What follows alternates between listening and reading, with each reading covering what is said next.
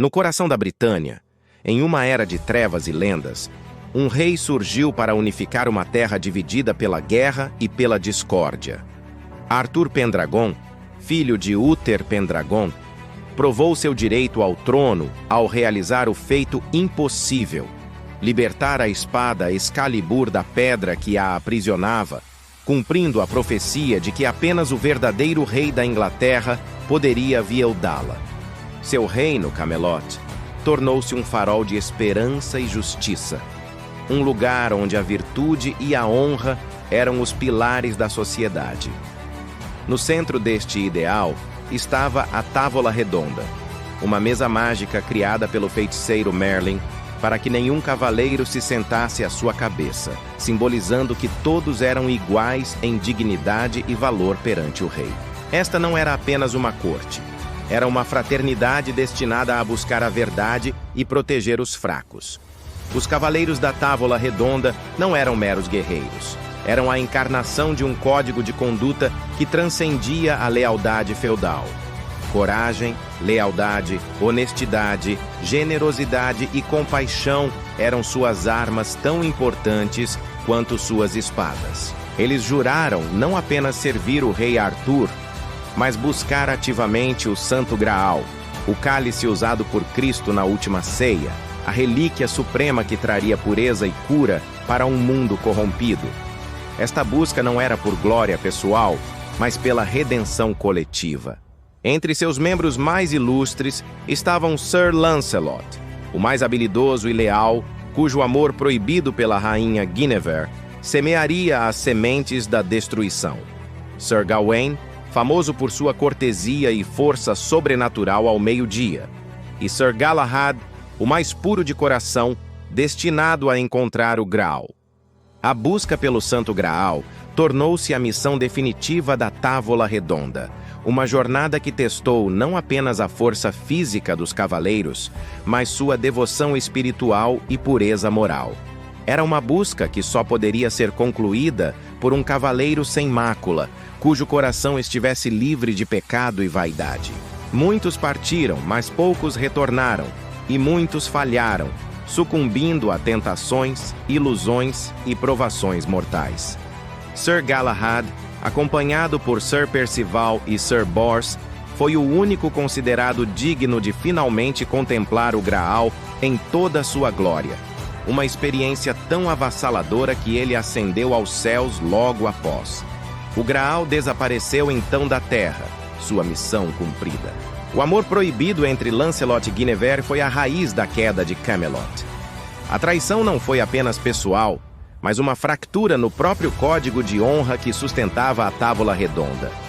Quando descoberto, forçou Arthur a agir contra seu melhor amigo e sua rainha, levando-o a uma guerra civil que dividiu os cavaleiros. A busca pela justiça levou Arthur a perseguir Lancelot para a França, deixando o reino sob o comando do traiçoeiro Mordred, seu filho ilegítimo. Ao retornar, Arthur enfrentou Mordred na Batalha de Camlan, um conflito catastrófico onde a maioria dos cavaleiros foi morta e o próprio Arthur mortalmente ferido. O fim de Arthur é envolto em mistério. Ele foi levado para a ilha de Avalon, onde suas feridas seriam curadas, e prometeu retornar na hora de maior necessidade da Inglaterra. Com sua partida, a Era de Ouro de Camelot chegou ao fim. A Távola Redonda foi dissolvida, seus ideais manchados pela traição e pela guerra. Os cavaleiros restantes dispersaram-se, alguns encontrando mortes solitárias, outros dedicando suas vidas ao monasticismo ou a novas buscas. A lenda, no entanto, sobreviveu, transformando-se num símbolo eterno de uma busca inatingível por perfeição em um mundo imperfeito. O enigma da Távola Redonda persiste não por causa de sua existência histórica. Há poucas evidências concretas de Arthur ou seus cavaleiros, mas por causa de seu poder como uma alegoria moral. Ela representa a luta perpétua entre o ideal e o real, entre a nobreza de propósitos e as fraquezas humanas. A mesa redonda em si é um símbolo potente de igualdade e unidade, um conceito revolucionário para sua época. A busca pelo Graal é a busca por significado, redenção e conexão com o divino. Uma jornada que cada geração reinterpreta à sua própria maneira. A localização de Camelot permanece um dos grandes mistérios. Vários locais na Grã-Bretanha, como Cadbury Castle em Somerset, Glastonbury e até Tintagel na Cornualha, reivindicam a honra. Escavações arqueológicas revelaram fortificações da era apropriada, mas nenhuma prova definitiva. Esta falta de certeza histórica apenas aumenta o fascínio, permitindo que a lenda exista num espaço entre o mito e a história, alimentando a imaginação e a especulação. A figura de Merlin, o conselheiro sábio e feiticeiro, acrescenta uma camada de mistério e magia à narrativa. Suas origens, profecias e seu destino, enfeitiçado e aprisionado por uma feiticeira, frequentemente Viviane, a Dama do Lago, falam de um conhecimento antigo e perigoso que precede e sustenta o reino de Arthur. Ele é o arquiteto do destino de Arthur, mas também uma vítima das próprias forças que manipula. A Dama do Lago é outra figura enigmática, a guardiã de Excalibur e um poder feminino misterioso que tanto ajuda quanto desafia Arthur. Ela representa a antiga magia da Terra, as forças naturais e sobrenaturais que os cavaleiros devem respeitar e temer. Sua entrega de Excalibur a Arthur e sua recepção da espada de volta no final simbolizam um pacto entre o mundo humano e o outro mundo, um pacto que é quebrado com a queda de Arthur. Os cavaleiros individuais representam diferentes aspectos do ideal cavalheiresco. Sir Gawain e o Cavaleiro Verde exploram temas de honra, bravura e a inevitabilidade da morte.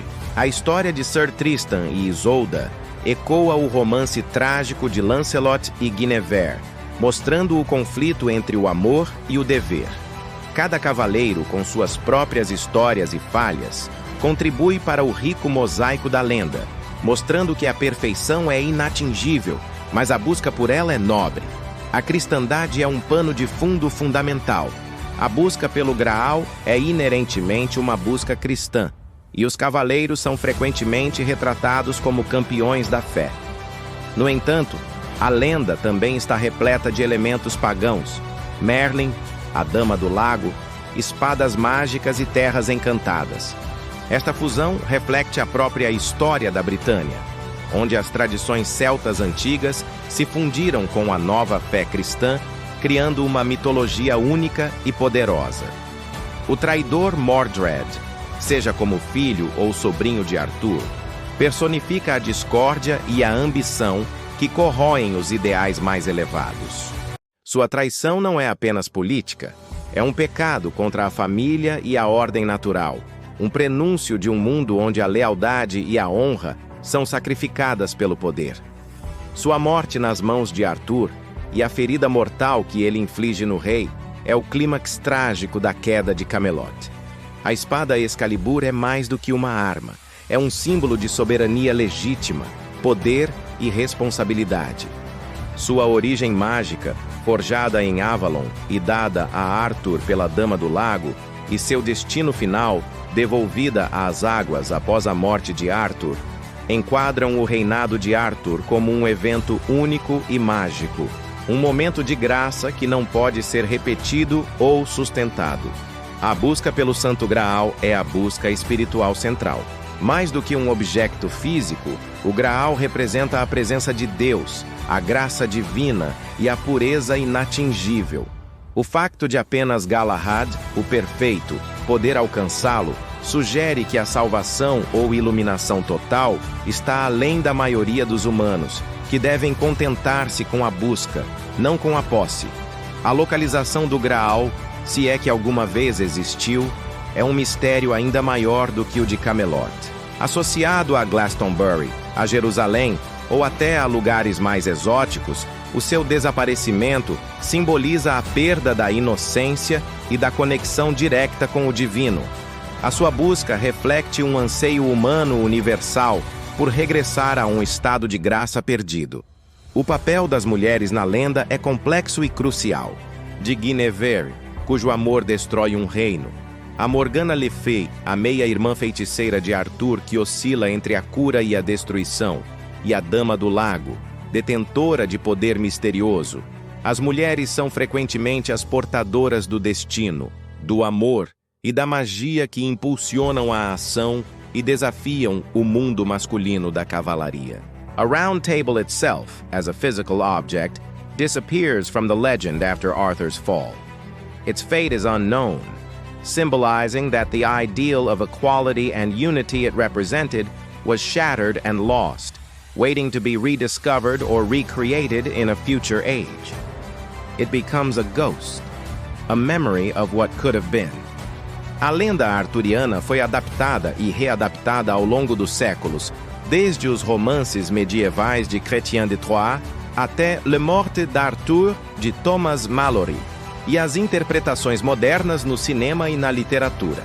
Cada época reinventa Arthur e os seus cavaleiros à sua própria imagem, refletindo as suas próprias esperanças, medos e valores. A lenda é um espelho da cultura ocidental. A questão da historicidade de Arthur continua a debater-se. Alguns estudiosos argumentam que ele pode ter sido um chefe de guerra romano-britânico que liderou uma resistência bem-sucedida contra os invasores saxões no século V ou VI. Outros veem-no como uma figura totalmente mítica, uma amálgama de vários heróis e deuses celtas. A verdade é provavelmente uma mistura, um núcleo histórico ampliado até a lenda. O conceito de que Arthur não morreu, mas dorme em Avalon, à espera do momento de maior necessidade para regressar, é um poderoso mito do rei adormecido. Oferece a esperança de que uma era de ouro de justiça e paz pode regressar, que o ideal de Camelot não está morto, apenas adormecido. Esta crença surgiu em tempos de crise ao longo da história britânica. Os locais associados à lenda, como o suposto local de descanso de Arthur em Glastonbury, onde monges do século XII afirmaram ter descoberto seus ossos, ou a fonte em Cornwall, onde se diz que Tristão terá conhecido Isolda, tornaram-se locais de peregrinação turística e espiritual, mostrando o poder duradouro destas histórias para dar significado à paisagem.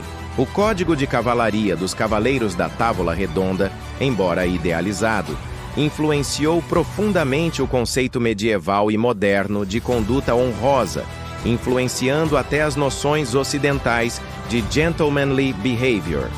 Representa uma aspiração a um standard ético mais elevado, um conjunto de ideais para orientar a ação num mundo muitas vezes brutal. A história serve como um aviso sobre as limitações do poder e os perigos da ambição desmedida. O próprio sucesso de Arthur em unificar a Britânia contém as sementes da sua queda, pois a paz cria inveja, complacência e conflitos dinásticos. A lenda explora a ideia trágica de que a grandeza contém inevitavelmente a sua própria destruição. O amor e a lealdade são forças motrizes centrais, mas também fontes de conflito. O amor de Lancelot por Guinevere, a lealdade dos cavaleiros a Arthur, e o amor paternal de Arthur por Mordred, mesmo que este o traia, mostram como as ligações humanas mais fortes podem tanto construir como destruir impérios. A lenda é, em última análise, um drama humano.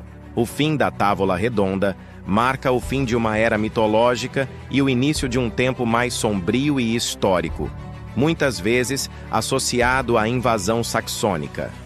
A lenda, portanto, representa uma nostalgia por um passado mais heróico e ordenado, um paraíso perdido de unidade e propósito antes de uma queda na fragmentação e no conflito. O legado dos Cavaleiros da Távola Redonda é a própria busca. A sua história ensina que a busca pela justiça, pelo significado e pela comunidade é um esforço perpétuo e muitas vezes falhado, mas nobre em si mesmo. O verdadeiro Santo Graal não é um objeto a ser encontrado, mas o esforço contínuo para ser melhor e construir um mundo melhor. A lenda permanece relevante porque fala de verdades universais. A luta entre o ideal e o real, o poder e o perigo do amor e da lealdade, e a esperança de que, mesmo nas trevas, a luz da justiça e da honra possa ser reacendida. A Távola Redonda não é apenas uma relíquia do passado, é um convite permanente para sentarmos-nos juntos, como iguais, e tentarmos novamente.